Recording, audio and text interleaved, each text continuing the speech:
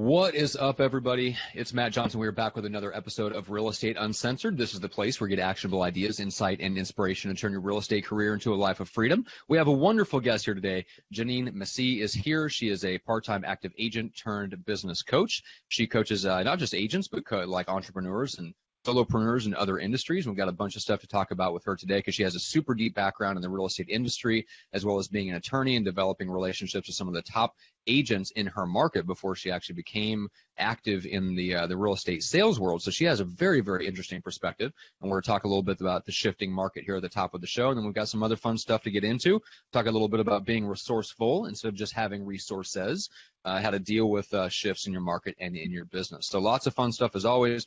First of all, my co-host, the junior grandmaster himself, is not in the co-pilot seat, at least only proverbially. He is in Japan. And so I have hijacked his Facebook account, and we are broadcasting live from Greg's personal profile. Greg, tell us where in the world is Waldo right now? Funny you actually bring the Waldo thing up. Jackie and I were in Tokyo. We are now in Osaka, Japan. We went to another smaller town last night for dinner, which, by the way, dude, we literally took 3 buses, a cab, 4 trains, and 2 subways to get to this dinner. Holy shit. Great dinner. It was a 6-course private meal done by a master chef. It was unbelievably awesome. Pairings of alcohol and food, but was a lot to do. But yeah, I'm in Osaka, Japan right now. It's absolutely fascinating to be here. I'm walking the streets right now, and it is a 5 a.m. local time, and there are zombies, aka juveniles, who have been drinking all evening, wandering the streets aimlessly, talking on their cellular telephones.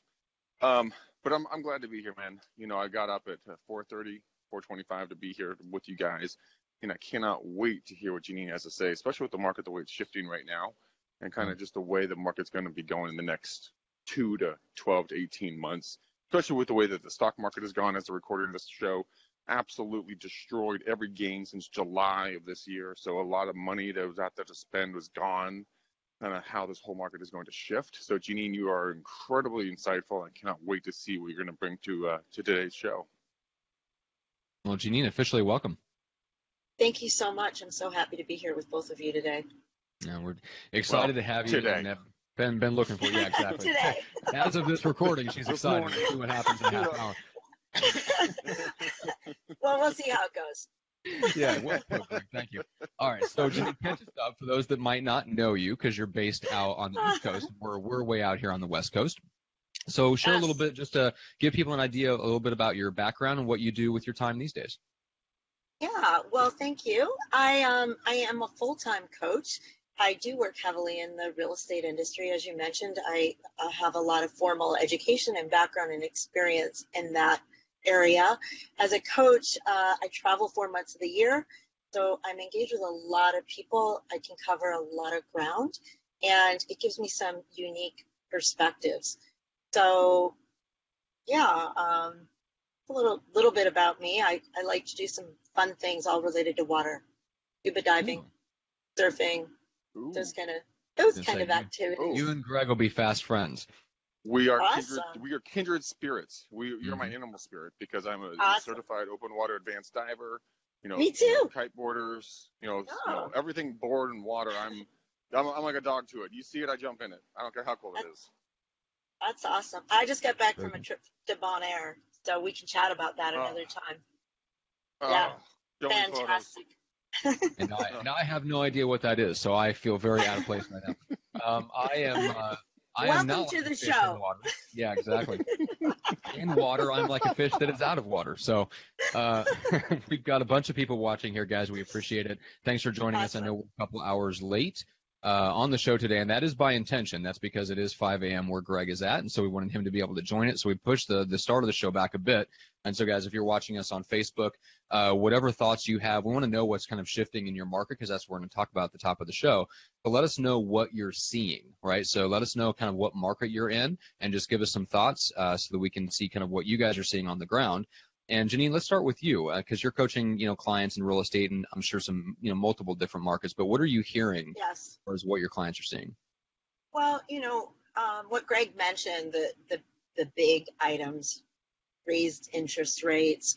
People are nervous about the stock market, of course. And so people are tempering and they're shifting in what they thought they could buy, what they actually can buy. But it's more of the confidence seems a little bit shaken. Yeah. So there's a huge opportunity for agents when that happens because they need leadership. People need leadership in their purchasing, whether they're buying or selling.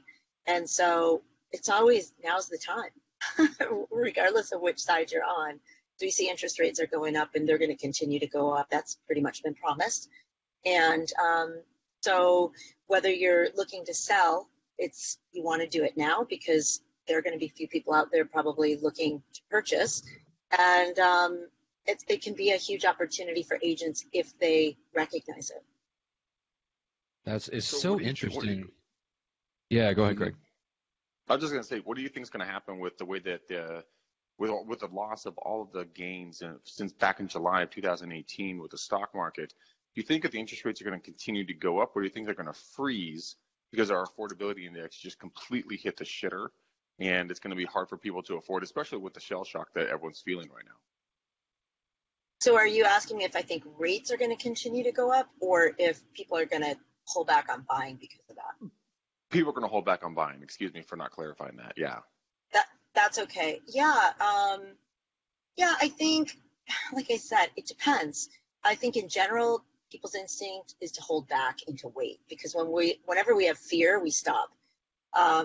This is where that opportunity is. If you're really in relationship with people, you have to help them vision beyond this. Look, it wasn't that long ago that we've gone through this. A couple of things are different because of the way things were regulated. Seems to be, at least in the markets that I'm supporting people in, there's more cash, so there weren't as many hollow deals as we've had in the past. Things aren't exactly the same. And as far as gains from July 2018 to where we are now, we all know that none of that's real gains unless we sell. So it's all perception. So where you were July, you were probably happy to buy. You were probably happy to buy last May because you didn't know what was going to happen in July. So I think you got to walk people back, give them some perspective, because if it's not as good as it was, it's still a hell of a lot better than 2007 or 2008. I mean, we're not in a bad spot, but people need to be aware. So I think it's pushing the needle, getting people to act with great information. So agents establishing themselves with really solid information that they understand and being able to direct them to other resources if necessary. I think what you just did with me is exactly what agents need to do with their clients, is not let them wallow in fear, but let them see the reality of it. Hey, pal, it was good, back in July, you're fine. Yeah, you lost some dollars, but it's a long-term investment in the stock. If you're still comfortable in moving forward, let's do it. I mean, End of story.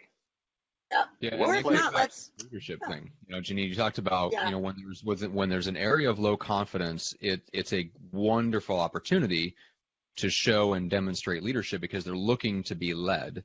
And I think it's interesting that you say that because it goes back to the idea of having someone that you turn to lead and guide you as an entrepreneur, because that mindset shift right there, right, that you just gave in the first however many seconds of the show, essentially, most agents wallow in the market. Anytime there's a market downturn and the consumer loses confidence, the agent automatically loses confidence, as though that was automatic, right? Right. And then they're not looking to people like you that can give them the mindset shift of, hey, this is a great, this is not a bad thing. This is the opportunity for you to step in and lead them, and that's your value. That's why you exist, right? If it was easy, if everything was easy, you wouldn't make 6% commission off of $1 million 3-bedroom 2-bath home. Thank you. And a qualified agent shouldn't apologize for making 6%. Yes. But this is why we have a ton of agents. We don't have a ton of successful agents. So for those who really are ready to step in, they should be excited. I think I learned when I was working doing real estate development, look, my law license wasn't just about doing due diligence on purchases. We could do workouts on selling. So an agent's the same way. You're always going to be selling or buying something. The market won't be the same, but your skill set as an agent doesn't matter. People need help all the time, but what they need is leadership. They need good information. So if you can jump ahead of that, it's going to help you a ton, but you shouldn't be agents shouldn't be afraid. The agents who now are noticing slowdowns have pulled back themselves, because I can tell them I've got agents who are killing it. So. So let's talk about that mindset really quickly. I mean, when an agent senses or feels a market shifting, like we just ultimately, the whole country just felt. Yes. What should an agent do? They're going to have that 90-second freak out of, oh my God, oh my God, oh my God. This isn't going to be what, Chicken Little, the sky is falling. Then they need to get their feet back underneath them and say, okay, what does the future look like?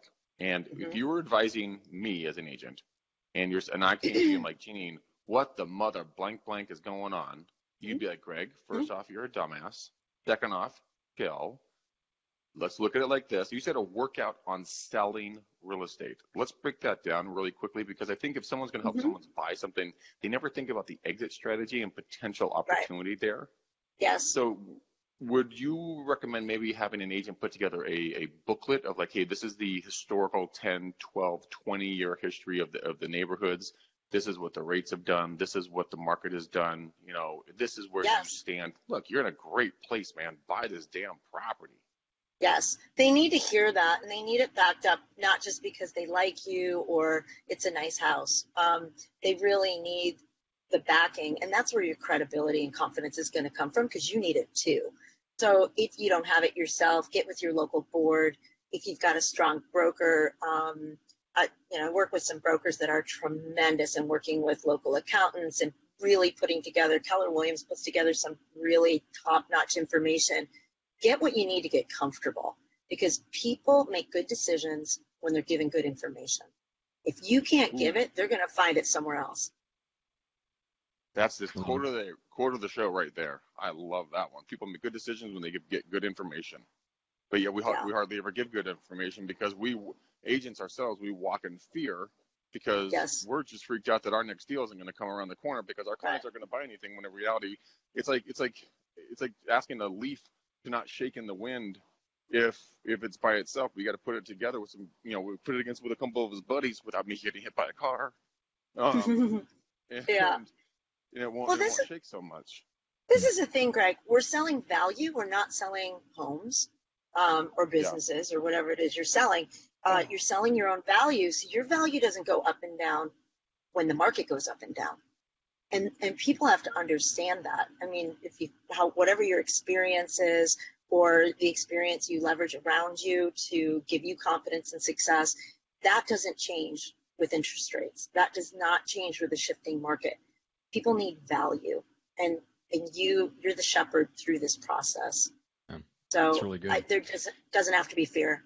Yeah, it's funny that is one interesting and a negative side effect, Jeneen, I think, of the commission structure, is we psychologically, agents have tied their value to a transaction, and the only time they feel like they have value is in a transaction. Now, Greg's dad, who 25 years ago advises someone not to sell, and then flash forward 25 years later, they help them sell and turn a massive profit that gives them the ability to go buy 2 homes in another state with cash.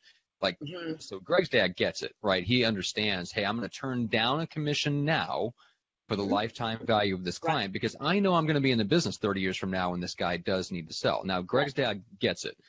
Most agents don't think like that, and so, and partly because they think the only time they have value is when a transaction goes down, because they're not charging for their time. But you come at it more from a lawyer's perspective of, look, you're paying for my expertise. And I wish more agents came into the business with that mindset, which it seems like you did pretty naturally. Yeah, I think it was my background, because I didn't know anything other. I didn't see it till I got in the business, and it's a business. This is one thing people have to get their head around.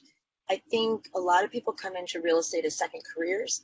They may come from a non-business based or non-entrepreneurial based background.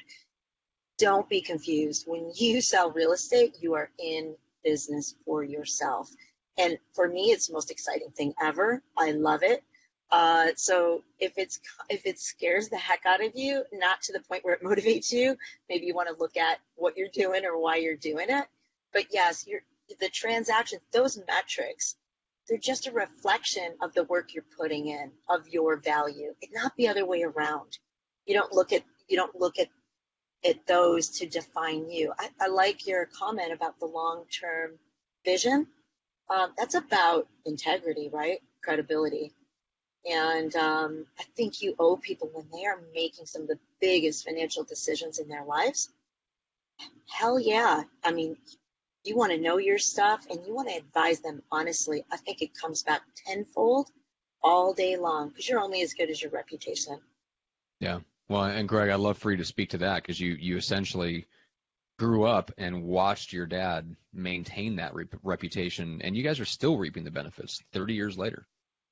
Oh, yeah, absolutely. I mean, the reason why PDD, me Papa, the Grand Master in real estate, is because, he put his client first at all times, under all circumstances, no holds bars. I mean, like you said, if he's going to lose a commission now, he'd no problem with it. I mean, if he lost a client to someone else because someone's going to be a snake and Terry just wouldn't do it, that's okay too. And the clients would come back to him and be like, we are so sorry we didn't use you.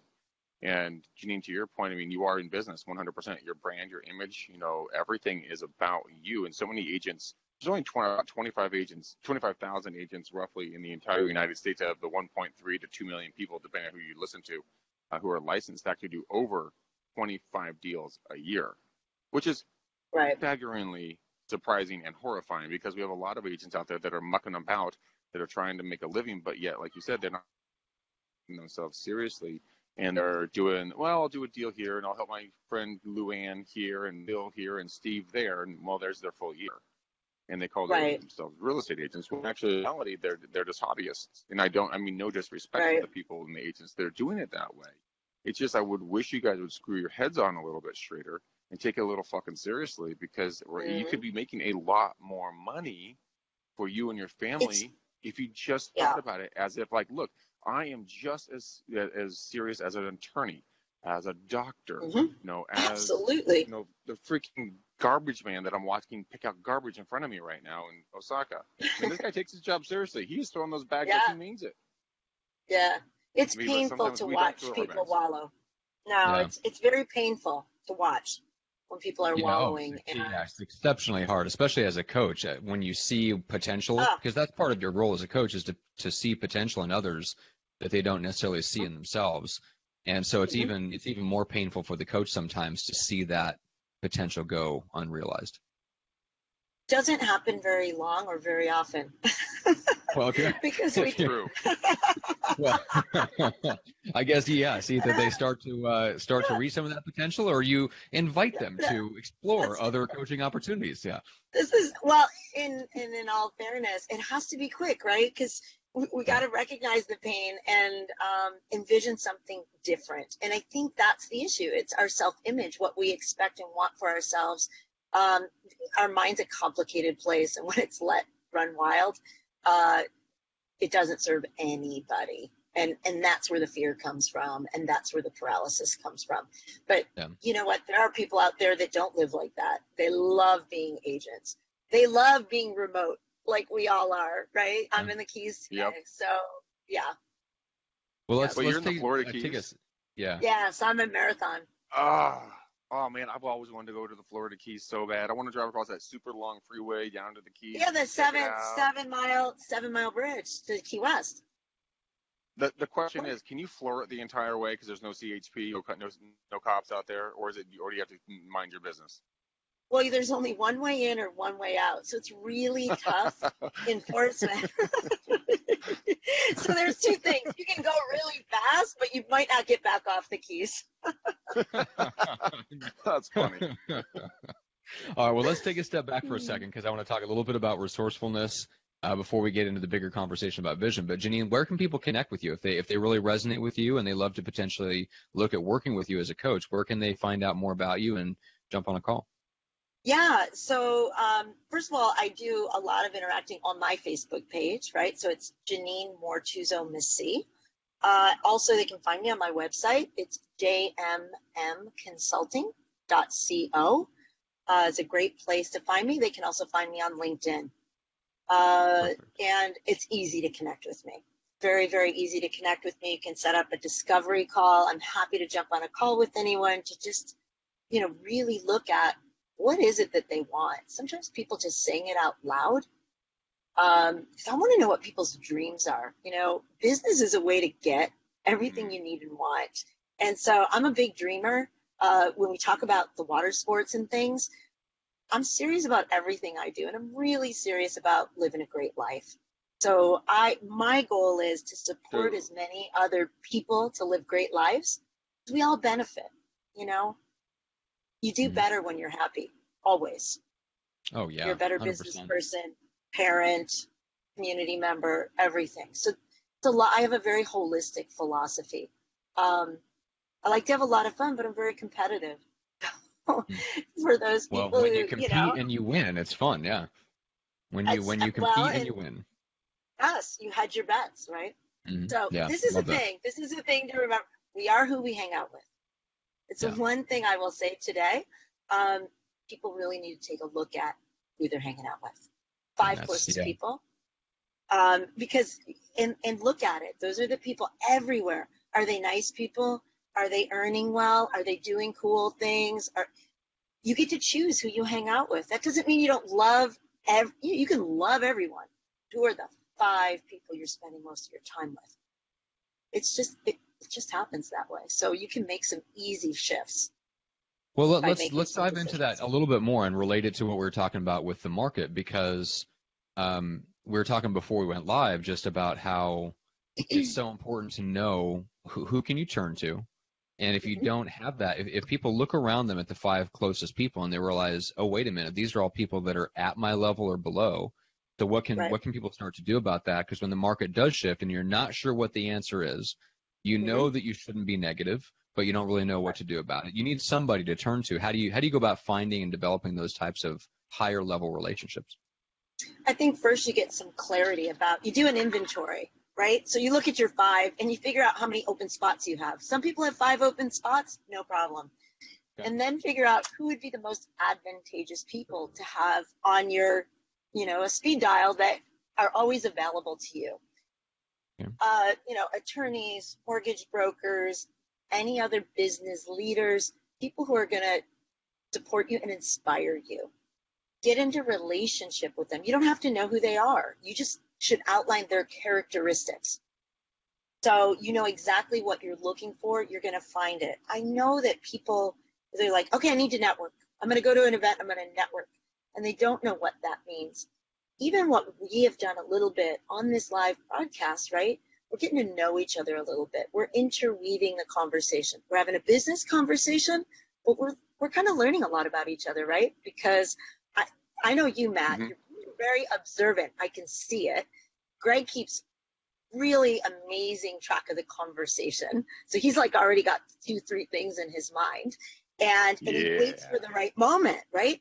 So you have to be active. It's not showing up at something and filling your pockets with cards. It's about relationship building. I'm already thinking about, I'm going to call Greg and ask when's the next time he's to the East Coast so we can maybe do some diving, or he can get down and see the Keys or something, right? So when I call Greg, he's going to answer, right? So he sees my name, he's going to answer. But it has to be authentic and it has to be genuine. But this is the thing. When people lack confidence, because they've forgotten what's great about them. So some personal work on yourself, remembering why you're unique, why you're different, why you're amazing, because you are, and going out into the world that way, being more of who you really are, you will attract people to you. People try to dress like each other and talk like each other. You don't need to do all that. You really have to know what you want, who you are, and really be able to have some high-level communication. So those are all skills that I obviously coach to. I used to think that everybody knew how to do that.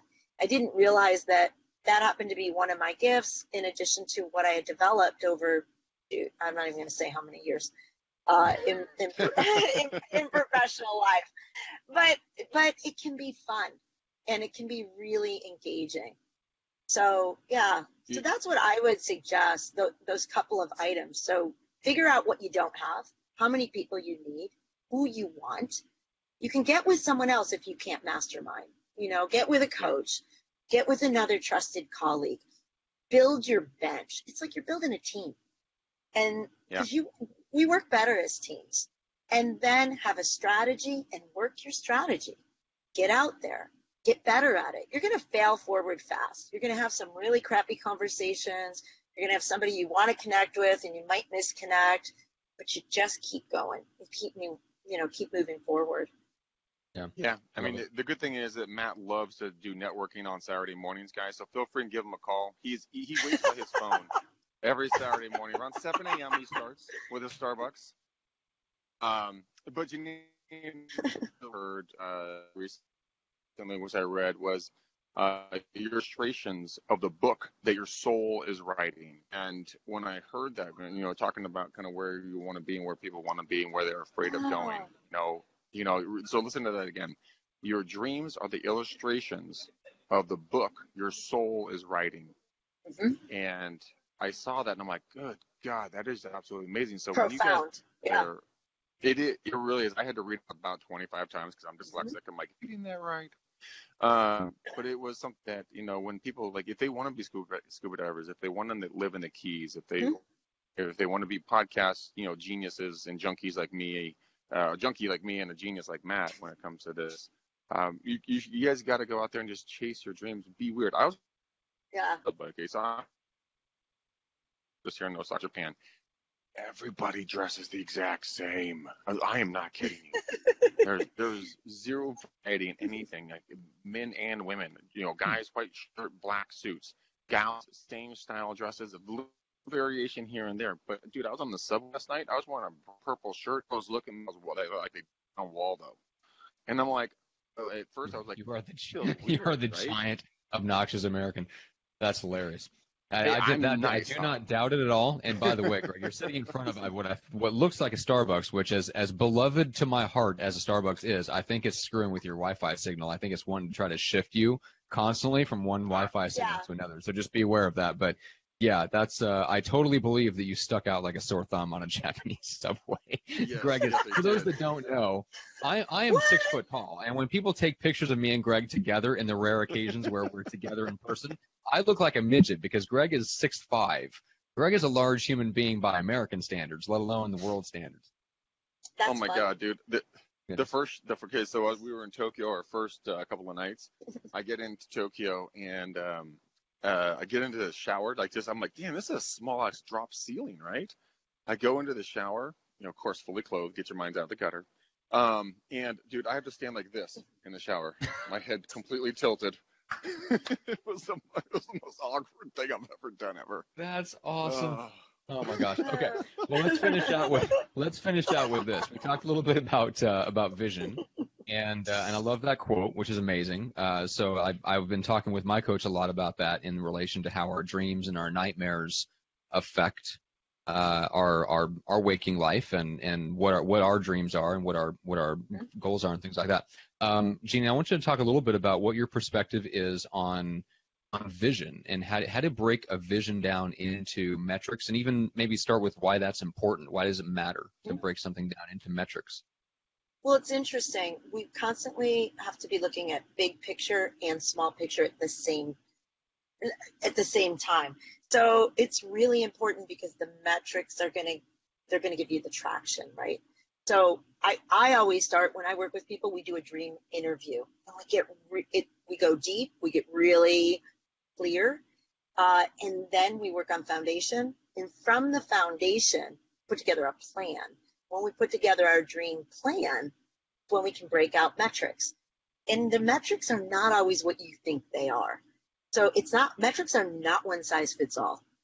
So depending on what your strengths are, those are going to reflect metrics. People think in real estate, metrics are, these are how many people I called, this is how many appointments I got, this is my conversion rate, and I'm not saying those things aren't correct.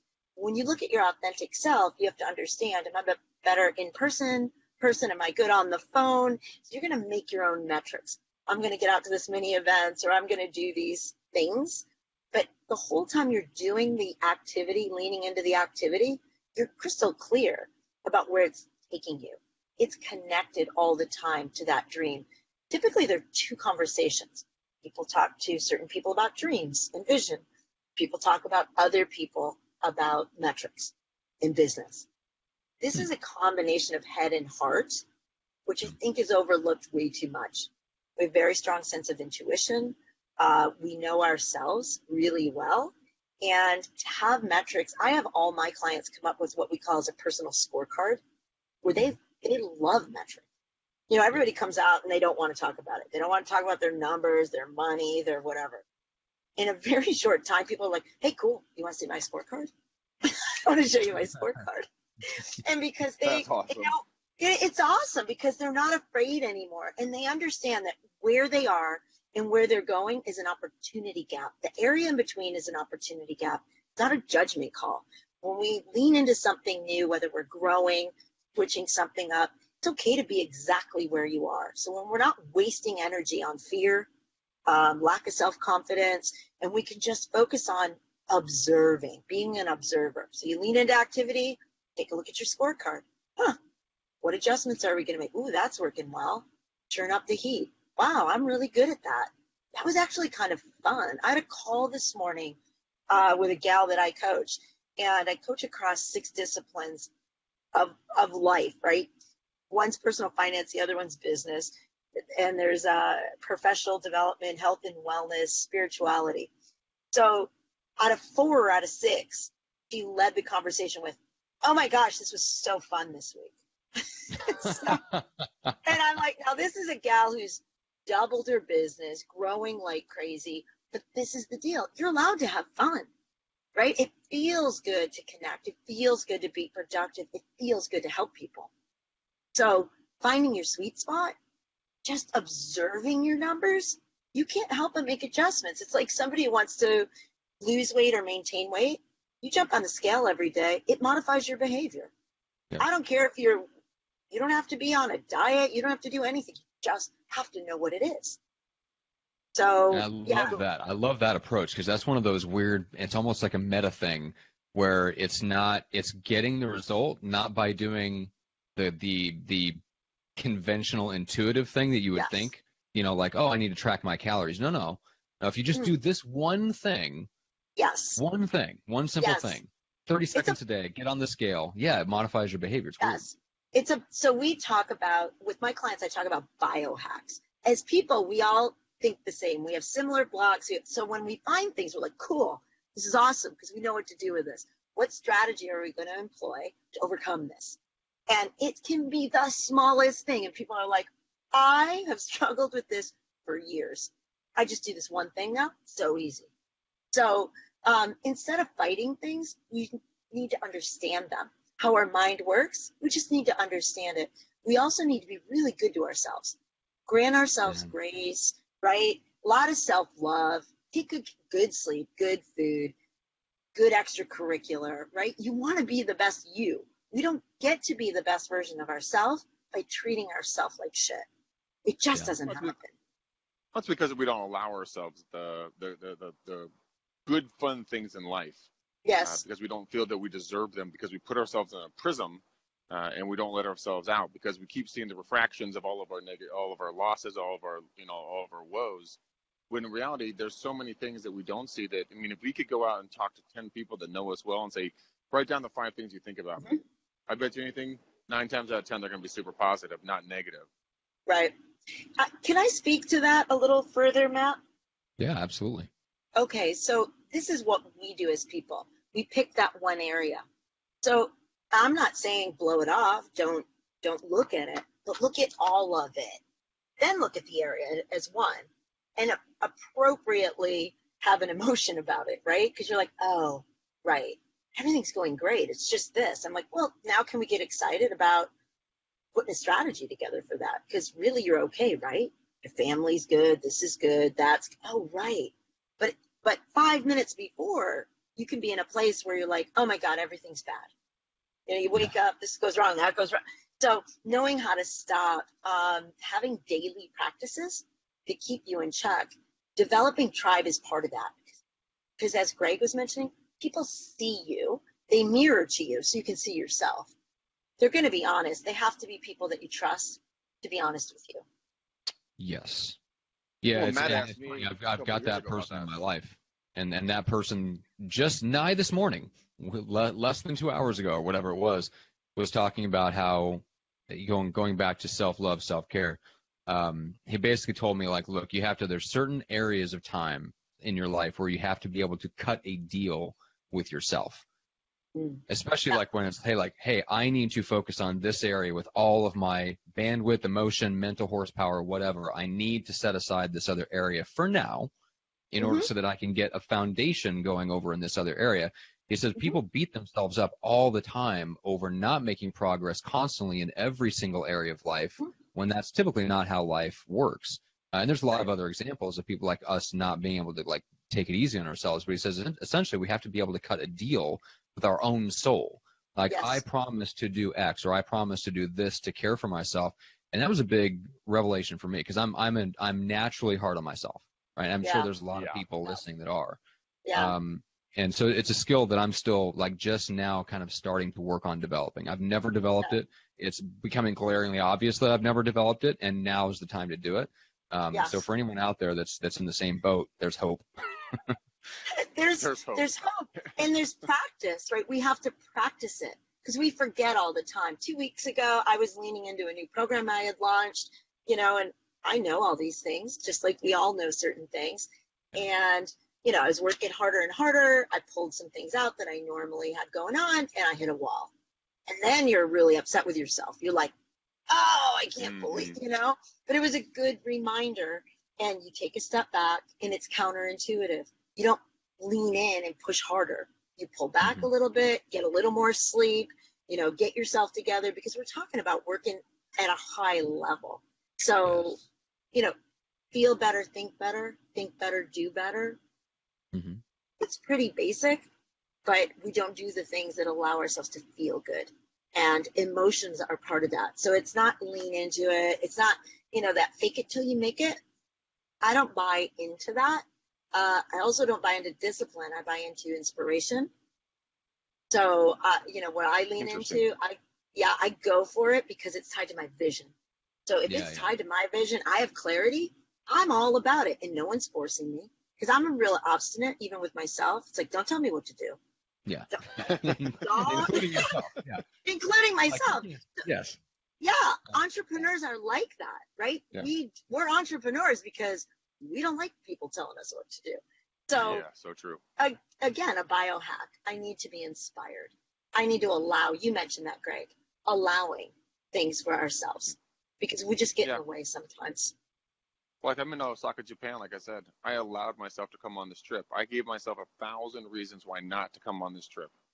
And then I said, you know what? I have a beautiful woman that asked me to go on a trip with her on the other side of the globe. Everything was set up. I set up my side of it, and I'm like, you know what? Fuck it. I mean, I could get hit by a bus next month and be like, I never saw Japan. Knock on wood, that's not going to happen. But I allowed myself this. Hi, Air 5. Yeah, hi, Air 5. But I allowed myself this trip, and I got to tell you, I mean, just coming onto this trip, there was a massive realization. I don't know if this was the reason and the lesson I needed to learn on this trip, but there was a massive lesson I learned on the flight out here. That is going to stay with me for the rest of my life. I sat in a 3-foot by 2.5 box prison, aka an airline seat, for 9.5 hours, being 6'5", and I got so mad about it to the point where I'm like, you know what? Fuck this. This is the most painful, grueling experience I've gone through in a long time, and I'm going to do whatever it takes to not ever be in this position again. And I haven't had that mindset for a long time. So if that's what this trip taught me, the allowance of me coming here is going to teach me a lifelong lesson. And I think all of us sometimes need to look for lessons in the most painful parts of our lives, not in the pleasure part of our life.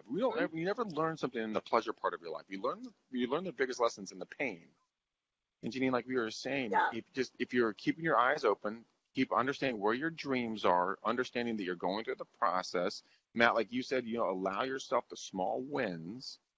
You will all of a sudden open up Pandora's box of beauty, and you're going to see life in a totally different light. Instead of seeing it in black and gray and white, you're going to see it in vibrant colors and pinks and purples and reds and blues and greens, and everything around you is going to be shining and shimmering. You're going to be like, what happened to the world? And you're like, man, you just turned on the awesome filter in your brain, homie. That's all you did. That's it. Yeah. I so relate to everything you're saying. So I'd mentioned to you, Matt, that part of my business model is I travel 4 months of the year, and it's not always comfortable travel, but it's that what I learned, because I have to challenge every assumption I have. You know, and I used to say, oh, this is good or this is painful, and I started to realize the word pain is not really a great descriptor, because uncomfortable isn't really pain. Right. You know, exhaustion, not really pain. So I've gotten better at identifying things, because I can be like, okay, all right, it's really not pain, right? Yeah, and I do the same thing, yeah, right? And knowing what you can do. You never know what you can do until you push your limit. It's like, as adults, and maybe it's different for you all, but I know most adults, they don't know how fast they can run today, because they don't run. Yeah. They don't know how high they can jump. True. They don't know, because I'm like, you used to, though. As a kid, you knew, right? You knew who were the fastest. I was going to make a crack about how neither Greg nor I are actually true adults, but maybe we are. Greg, when did this happen? When we turned into adults? Because I have no idea how fast I can run. But in all other ways, I don't feel like an adult. So all we have to do is get me. All you do is all you do is say something mean to me, and then take up running. We'll see how fast until I catch you. Then we'll learn how fast you can run. That's a good point. I feel like it's outrunning a bear. I don't have to outrun the bear. I just have to outrun you, and I'm pretty confident in my ability to do that. All right, so let's bring it on home. Can we please do another live where that's filmed? Because I think people would get a lot out of the running exercise. That's right. Hey, I figured Greg's bigger. He's got a better chance of surviving. Okay. Hey, I'm actually a really fast runner, Matt, so you better really watch out. Okay. Joke. Okay. All right, so the site is jmmconsulting.com? .co. Okay, .com. perfect. Okay. Yes. jmmconsulting.co. And then connect on LinkedIn, correct? People can find you there? LinkedIn. Yep. Perfect. It's Jeneen Moretuzzo Masih. Awesome. We'll have those links in the show notes for everybody. So, I'm super stoked. It was a great conversation. I know one of the gals that was watching on the Facebook Live, just wanted to give her a quick shout out. Shauna said, I'm catching you at the end, but I'm definitely going to catch the replay. What I heard was exactly what I needed to hear today. So thank you so much. And just wanted to publicly thank her, Shauna, for watching with us. There's a bunch of other people that watched the Facebook Live. There were some questions, Greg, you might want to follow up with. Lisa had some questions about some of the nitty-gritty stuff about prospecting with RedX that you've been doing. And so if you want to circle back around, Lisa, in the Facebook comments, Greg will try to circle back around and answer your questions there, since this is we didn't really go that direction in this particular episode. All right. And let's Matt, just to Lisa and anyone else who has questions about that, just private message me on Facebook. That way I can get back to you in a more lengthy form without boring everybody on the thread there. So just private message me, and I'll get back to any guys' questions on that. Yeah, because then you can do voice message. So yeah, guys, if you have questions about RedX, just shoot Greg a message. Happy to answer it. But yeah, definitely too specific for the live show. But everybody else, thank you so much for watching. Greg, I appreciate you getting up early in the morning. Jeneen, I appreciate you hanging out with us late in the day in Florida. You have some awesome vacation to get back to. I'm sure. Absolutely. Some fun stuff to do over the weekend. So everybody, thank you so much for watching. Greg, real quick, what's the best way to connect with you when you get back in town? Guys, please go to bookmcdaniel.com. Again, I'm in Osaka, Japan. I will be back on the 18th as of this recording. But I will go to bookmcdaniel.com. That's the best way to talk with me. This is a thriving, exploding company. If you guys have been wanting a kind of a life shift, if you want to have an opportunity where you can put more money in your pocket, have some private coaching, if you want to have some opportunities to connect with some of the people that Matt and I are friends with on the back end that you guys see on the front end, but if we can connect you with some coaches or trainers or people, anyone else that can help you grow your business, that's what our team does for each other. So if that's an opportunity that you want to explore, go to bookmcdaniel.com. Let's see if we can put some more people like Jeneen into your life that will be a value add benefit and help you guys grow your business to where you want it to be, not where it is today. So you guys go there, bookmcdaniel.com, make it happen, Captain. All right, Matt, take it home, playa. Thanks so much, guys. Make sure to leave us a rating and review. Do us a favor. If there was a particular guest episode you enjoyed, like Jeneen's, make sure to give Jeneen a public shout out in your rating and review to thank her for her time and contribution. Same thing for any of our phenomenal, fantastic guests that we have on the show. We'll be back to you next week. I think we've got a couple episodes we're going to put on the shelf while Greg's in Japan, but then we'll be back later next week, definitely next Friday. So until then, thank you so much, everybody, for watching. Thank Bye, you. y'all.